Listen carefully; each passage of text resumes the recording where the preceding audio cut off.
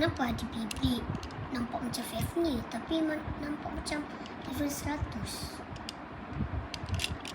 Apakah itu evil?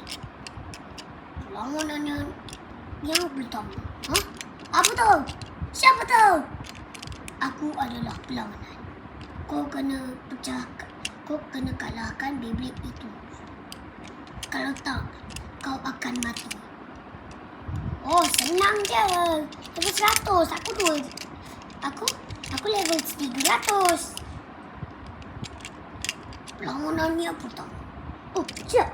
Aku ambil launcher. 3, 2, 1. Ayo, hancurkan! Cepat, langgar dia.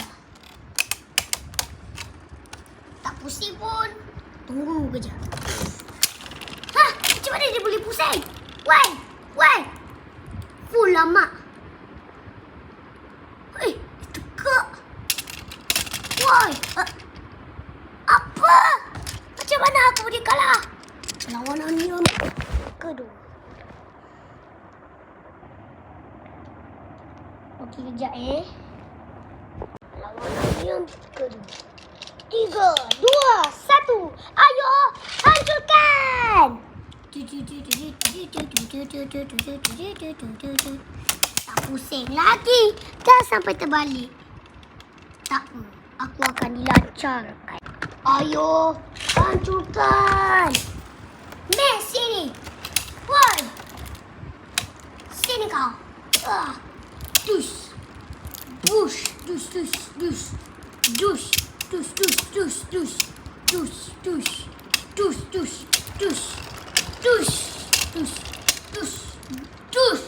Kenapa ni? Wah!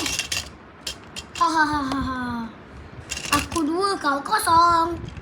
Perlawanan yang ketiga. Yang paling last. Aku akan pakai hand spinning. Yalah tu, kau boleh ke? Ya, boleh je. Cek. Alah, sekejap je. Tunggu je pusing balik. Astaghfirullahalazim.